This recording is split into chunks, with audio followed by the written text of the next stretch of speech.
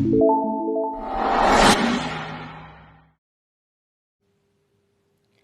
Everyone, welcome to BPSC platform. BPSC Bihar special 300 plus MCQ series में आपका स्वागत है।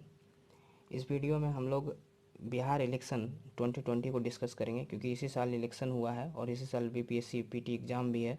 तो हम लोग एक या दो क्वेश्चन, 1 और 2 क्वेश्चन, एक या दो क्वेश्चन इस यहाँ से एक्सपेक्ट कर सकते हैं। इस वीडियो में मैंने सभी एस्पेक्ट को कवर किया है और एक ही क्वेश्चन में मैंने एक से ज़्यादा क्वेश्चंस को भी लेने की कोशिश की है, तो आप चाहें तो उसे नोट कर सकते हैं। पहला क्वेश्चन है, who is the current chief election commissioner of Bihar. Bharat के मुख्य चुनाव आयुक्त कौन है? तो इसका सही उत्तर है Sunil Arora.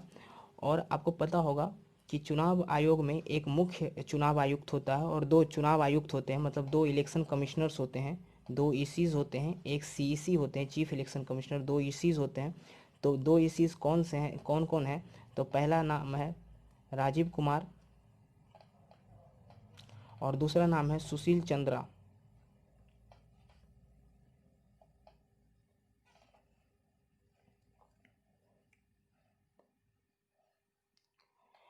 Who was the chief electoral officer of Bihar in election 2020। तो बिहार में जो अभी इलेक्शन कंक्लूड हुए हैं उसके चीफ इलेक्टोरल ऑफिसर कौन थे? तो इनका नाम है HR Srinivas.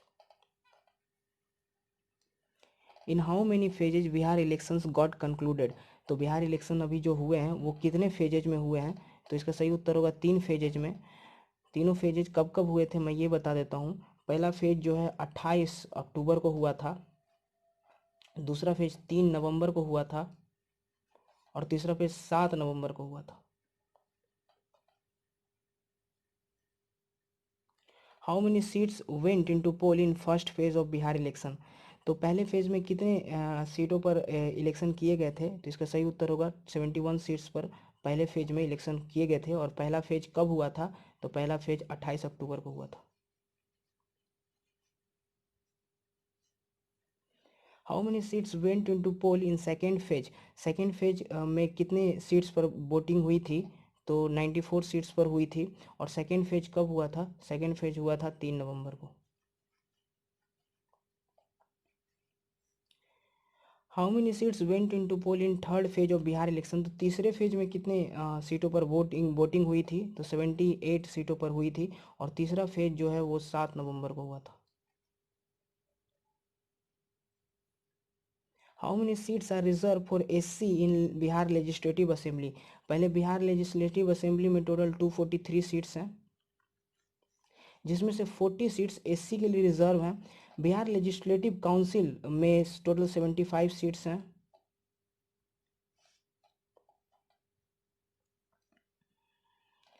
What is the full form of NDA? इसके ऑप्शंस हैं national diplomatic alliance, national democratic alliance, national digital alliance या नन ऑफ द एबव। इसका सही उत्तर होगा नेशनल डेमोक्रेटिक अलायंस, राष्ट्रीय जनतांत्रिक गठबंधन। विच party won the highest seats in Lok Sabha general election 2019। तो 2019 में जो लोकसभा इलेक्शंस हुए थे उसका बात कर रहा है। तो इसमें सबसे ज़्यादा सीट्स बिहार में जो है वो बीजेपी लेके आई थी। यहाँ पे इन बिहार लिख दें, बिहार नहीं लिखा हुआ है। तो इन बिहार में सबसे ज़्यादा सीट्स बीजेपी लेके आई थी। बीजेपी को टोटल 17 सीट्स मिले थे। ये लोग 17 पे लड़े थे और 17 के 17 सीटें इन्होंने जीती थी। इसके बाद जदयू 16 सीट लेकर आई थी, एक सीट ये हार गई थी। LJP को 6 सीटें मिली थी, 6 के 6 ये लोग जीते थे। और RJD को एक सीट भी नहीं मिली थी। विच party become the single largest party in Bihar election 2020। Bihar election 2020 में किस पार्टी को सबसे ज़्यादा सीटें मिली हैं? तो आप सभी को पता होगा कि RJD को 75 सीट्स मिली हैं। तो RJD is the single largest party of Bihar election 2020। बाकी पार्टी के भी सीट्स देख लें। 74 सीट्स बीजेपी को मिले हैं, 43 सीट्स जदयू को मिले हैं, LJP को एक सीट मिला है और यह एक सीट है मठियानी जो कि बेगूसराय डिस्ट्रिक्ट में आता है। और RJD को 75 सीट्स मिली है। How many seats won by JDU के द्वारा, जदयू जनता दल यूनाइटेड के द्वारा कितने सीट्स जीते गई हैं? तो 43 सीट्स जीते गई है। पिछले विधानसभा में इनके पास 71 सीट्स थी। तो आप अगर आपसे ये क्वेश्चन पूछा जाए कि कितने सीटों का लॉस हुआ, तो आप 71 से 43 को घटा देंगे तो आपको पता चल जाएगा कि इनको कितने सीटों का लॉस हुआ है।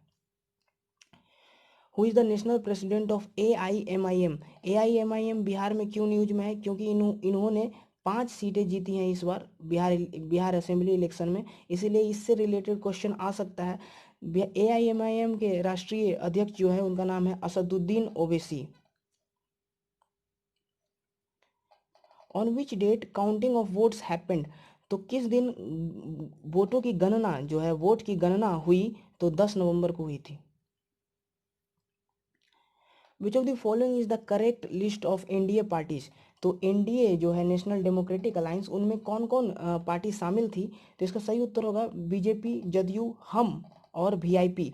देखिए नीचे जो है आरजेडी, कांग्रेस, सीपीआईएमएल, सीपीआईएम और सीपीआई, ये लोग महागठबंधन में थे। तो ये लोग महागठबंधन में थे। और एनडीए में थे बीजेपी, जदयू, हम और वीआईपी।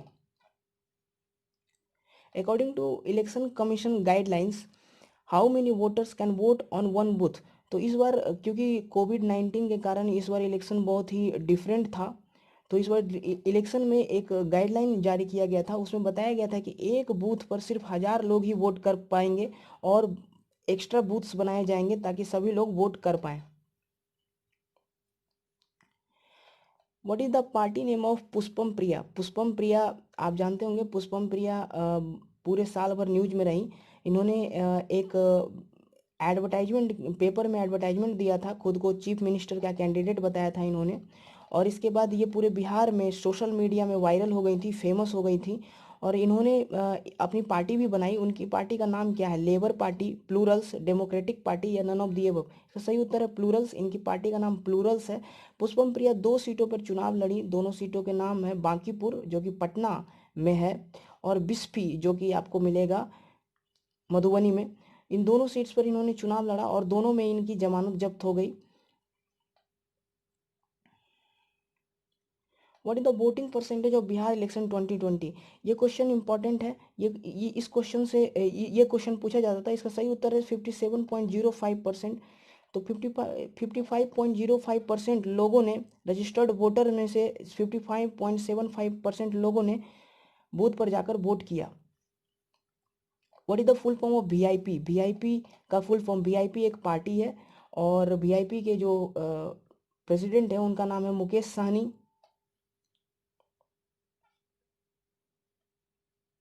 मुकेश सहनी। और वीआईपी का फुल फॉर्म है विकासशील इंसान party. Who is the what is the female voter turn out of Bihar election 2020? पहले तो फीमेल वोटर टर्न आउट क्या होता है ये समझते हैं। देखिए फीमेल वोटर टर्न आउट क्या होता है, अगर 100 फीमेल्स रजिस्टर्ड वोटर्स हैं, मतलब कि अगर 100 फीमेल्स हैं जो रजिस्टर्ड है वोटर वोटर लिस्ट में, उनमें से कितनी फीमेल्स घर से निकल कर और वोट जाकर देकर आई, उसी के परसेंटेज को फीमेल वोटर टर्न आउट कहते हैं। तो इस बार 59.7% महिलाओं ने घर से निकल कर और वोट किया है। Who won the election with biggest margin? तो पूरे बिहार में जो इस 243 सीट्स पर इलेक्शन हुई, तो उनमें से कौन कैंडिडेट जो है उनको सबसे ज़्यादा वोट, सबसे ज़्यादा मार्जिन से जीत मिली है? तो इनका नाम है महबूब आलम। इनकी पार्टी का नाम है CPIML। आप लोग जानते होंगे CPI हम लोग माले बोलते हैं, CPI Male.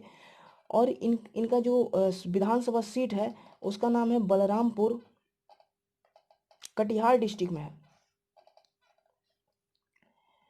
On which seat the winning candidate one the thinnest margin?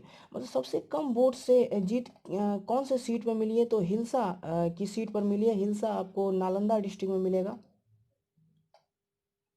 और यहाँ पर जदयू के कैंडिडेट ने आरजेडी के कैंडिडेट को मात्र 13 वोटों से हराया है, only 13 votes. How many times does Nitish Kumar took oath as chief minister? तो इस बार नीतीश कुमार 7वीं बार बिहार के चीफ मिनिस्टर बने हैं। इससे पहले बिहार के 6 बार chief minister Nitish Kumar chief minister के लिए ओथ ले चुके हैं, और इस बार चीफ मिनिस्टर के लिए चौथी बार लगातार ओथ लेने वाले व्यक्ति बने हैं Nitish Kumar. Who is the current leader of opposition in Bihar Vidhansabha? तो बिहार विधानसभा में विपक्ष का नेता किसे चुना गया है या कौन है? इसके ऑप्शन है तेज प्रताप यादव, तेजस्वी यादव, मीसा भारती या राबड़ी देवी। इसका सही उत्तर होगा तेजस्वी यादव। तेजस्वी यादव राघोपुर से जीत कर आते हैं। और राघोपुर आपको मिलेगा वैशाली डिस्ट्रिक्ट में।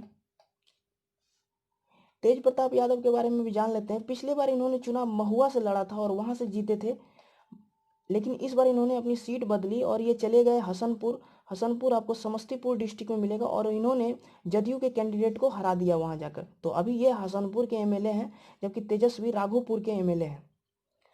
Which of the following is the correct pair of deputy chief minister in Bihar. तो आपको पता होगा उत्तर प्रदेश के तर्ज पर बिहार में भी इस बार 2 डिप्टी सीएम बनाए गए हैं, तारकिशोर प्रसाद और Renu Devi. Who become the speaker of Bihar Vidhansabha. Bihar Vidhansabha में किसे स्पीकर चुना गया है? इसके ऑप्शन है विजय कुमार चौधरी, विजय कुमार सिन्हा, विनय कुमार शर्मा या जीतन राम मांझी। इसका सही उत्तर है विजय कुमार सिन्हा। विजय कुमार सिन्हा एमएलए हैं लखीसराय के, और ये बीजेपी के पहले स्पीकर होंगे जो बिहार विधानसभा में स्पीकर बना है। Which of the following portfolio is not kept bye Nitish Kumar. Nitish Kumar chief minister है और इन्होंने अपने पास कुछ इंपॉर्टेंट पोर्टफोलियोज रखे हैं। इनमें से कौन सा पोर्टफोलियो, कौन सा मिनिस्ट्री जो है नीतीश कुमार के पास नहीं है? ऑप्शन है home, general administration, cabinet secretariat या फाइनेंस। तो इसका सही उत्तर होगा फाइनेंस। फाइनेंस मिनिस्ट्री जो है तारकिशोर प्रसाद के पास है, जो कि बिहार के डिप्टी चीफ मिनिस्टर भी हैं। Which of the following is not a minister in Nitish cabinet. तो नीतीश कैबिनेट में कौन व्यक्ति इनमें से इस बार मिनिस्टर नहीं है? विजय कुमार चौधरी, नंदकिशोर यादव, तारकिशोर प्रसाद या मंगल पांडे। इसका सही उत्तर होगा नंदकिशोर यादव।